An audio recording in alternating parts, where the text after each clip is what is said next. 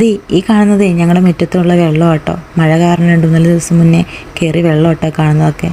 ഞങ്ങളുടെ റൂമിൻ്റെ തൊട്ടപ്പുറത്തുണ്ടായിരുന്നവരൊക്കെ വേറെ വില്ലയിലോട്ടും മാറി. ഞാനതുപോലെ തന്നെ എൻ്റെ ഫ്രണ്ടിൻ്റെ റൂമിലോട്ടും പോയിട്ടോ. അവിടെ ചെന്നപ്പോൾ അതിനും വലിയ വിറ്റായിരുന്നേ. റോഡ് നിറച്ചും വെള്ളമായിരുന്നു. കണ്ടു കഴിഞ്ഞാൽ റോഡാണോ പുഴയാണെന്ന് തിരിച്ചറിയാൻ പറ്റാത്ത രീതിയിൽ മാറിയിട്ടുണ്ടായിരുന്നു. ഇത് ഞങ്ങൾ പോകുന്ന വഴിക്ക് കണ്ടൊരു കാഴ്ചയാട്ടോ. സൈഡിലുണ്ടായിരുന്ന മരങ്ങളും ഒരുപാട് ചെടികളും എല്ലാം നശിച്ചിട്ടുണ്ടായിരുന്നു കേട്ടോ. 2-3 ദിവസം ഒരു രക്ഷയില്ലാത്ത മഴയായിരുന്നു.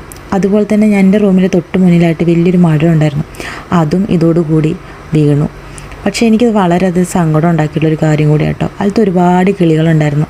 നേരെ വിളിക്കുമ്പോഴത്തേക്കും എനിക്ക് ഈ ഒച്ചയൊക്കെ കേട്ടിട്ടായിരുന്നു കേട്ടോ ഞാൻ എഴുന്നേറ്റുകൊണ്ടിരുന്നത്. ഇപ്പം അതെല്ലാം കൂടി വെട്ടിക്കൂട്ടി വേസ്റ്റാക്കി ഇതേ കിടക്കുന്ന ആ മരത്തിൻ്റെ ജീവനും അവസാനിച്ചു. 2-3 ദിവസം മുന്നേ ഇങ്ങനെയൊന്നും അല്ലായിരുന്നു കേട്ടോ ഈ കാണുന്ന സ്ഥലമൊന്നും. വെള്ളം കയറിയിട്ട് വണ്ടികൾ അങ്ങോട്ടും ഇങ്ങോട്ടും പോകാനോ വരാനോ ഒന്നിനും പറ്റാത്ത രീതിയിലായിരുന്നു കിടന്നിട്ടുണ്ടായിരുന്നത്. ഇപ്പം എല്ലാം ഒന്ന് നോർമലായി വരുന്നേ ഉള്ളൂ.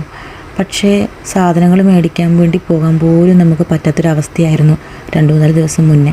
ആകാശമൊക്കെ ഒന്ന് തെളിഞ്ഞു വരുന്നുണ്ട്.